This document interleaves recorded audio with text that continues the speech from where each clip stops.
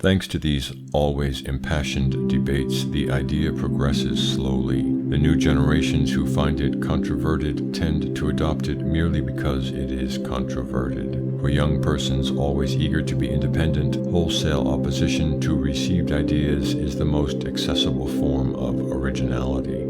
The idea continues then to gain ground, and before long it has no longer any need of support. It will now spread everywhere by the mere effect of imitation, acting as a contagion, a faculty with which men are generally endowed in as high a degree as are the big anthropoid apes, which modern science assigns to men as their forefathers.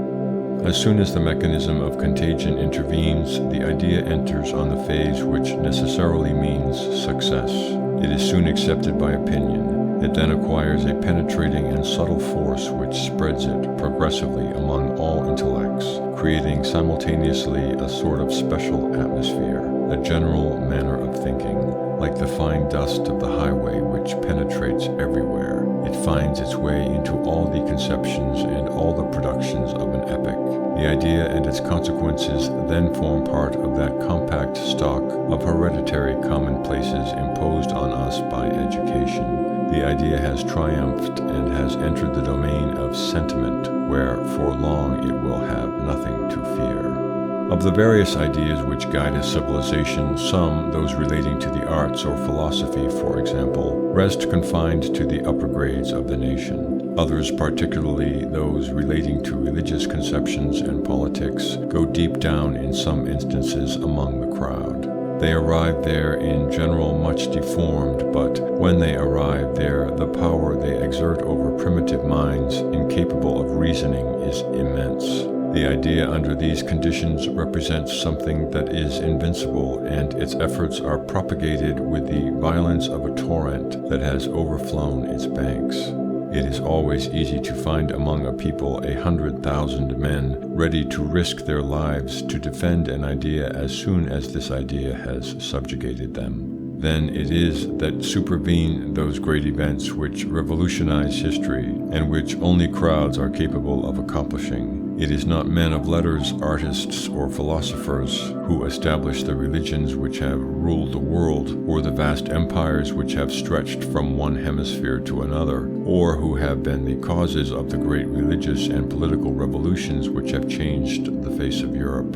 These achievements have been the work of the illiterate sufficiently dominated by an idea to sacrifice their lives to its propagation. With nothing else to rely on but this theoretically very insignificant, though practically very effective outfit, the nomads of the deserts of Arabia conquered a portion of the old Greco-Roman world and founded one of the most gigantic empires known to history.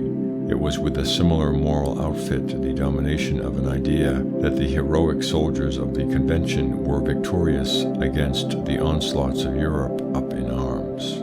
A strong conviction is so irresistible that only a conviction of equal strength has any chance of resisting it victoriously. Faith is the only serious enemy faith has to fear. It is sure to triumph where the material force opposed to it is in the service of weak sentiments and enfeebled beliefs. If, however, it finds itself confronted by a faith of equal intensity, the struggle becomes very severe, and success under these conditions is determined by accessory circumstances, most often of a moral order, by the spirit of discipline or the better organization. A close study of the history of the Arabs, just referred to, shows that on the occasion of their earlier conquests, and these conquests are always the most difficult and the most important, they encountered adversaries who were morally weak, although their military organization was fairly good. Syria was the first country they invaded. All they met there was Byzantine armies composed of mercenaries, but little disposed to sacrifice themselves for any cause whatever. Animated by an intense faith which increased their strength tenfold, they dispersed these troops who lacked an ideal as easily as before their time a handful of Greeks, sustained by love of their city, had dispersed the innumerable soldiers of Xerxes. The upshot of their enterprise would have been quite different if they had come into collision a few centuries earlier with the Roman cohorts. It is evident that when equally powerful moral forces are pitted against one another, victory rests with the side that is best organized. The faith of the Vendines was assuredly most ardent. They were most energetically convinced, but the convictions of the soldiers of the convention were also very strong, and as their military organization was the better, they gained the day. In religion, as in politics, success always goes to those who believe, never to those who are skeptical. And if at the present day it would seem as if the future belongs to the socialists, in spite of the dangerous absurdity of their dogmas, the reason is that they are now the only party possessing real convictions. The modern governing classes have lost faith in everything. They no longer believe in anything, not even in the possibility of defending themselves against the threatening flood of barbarians by which they are surrounded on all sides. When an idea, after a longer or shorter period of tentative existence, modifications, deformations, discussion, and propaganda, have acquired its definite form and penetrated the soul of the masses, it constitutes a dogma, that is, one of those absolute truths which are no longer discussed. It then forms part of those general beliefs on which the existence of peoples is based. Its universal character allows it to play a preponderating role. The great epics of history, the century of Augustus or that of Louis XIV, have been those in which ideas, leaving their tentative period and getting beyond discussion, have taken fixed shape and become the sovereign masters of the thought of men. They then become brilliant beacons, and everything they illumine assumes a similar hue. As soon as a new idea has triumphed, it leaves its mark on all the elements of civilization, including the least important. But in order that it shall produce its full effect, it is necessary that it should have penetrated the soul of the masses. From the intellectual heights on which it came into being, it descends from grade to grade, undergoing on the way incessant alterations and modifications, until it has taken a shape in which it is accessible to the popular soul that is to secure its triumph. At this point it is met with concentrated in a very few words, sometimes in a single word, but this word evokes powerful images, either seductive or terrible, but always on this account impressive.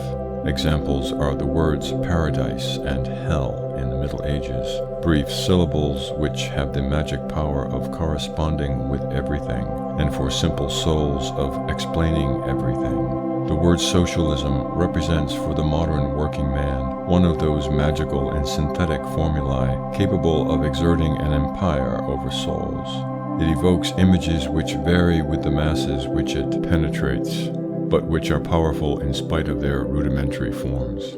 For the French theoretician, the word socialism evokes the image of a sort of paradise, in which men become equal, will enjoy ideal felicity under the incessant direction of the state. For the German working man, the image evoked presents itself under the guise of a smoky tavern, in which the government will serve gratuitously to every comer gigantic pyramids of sausages and sauerkraut, and unlimited pots of beer.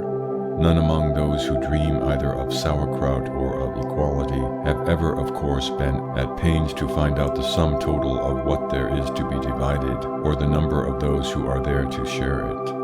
The essential characteristic of an idea of this kind is that it assumes an absolute shape that raises it above all objection.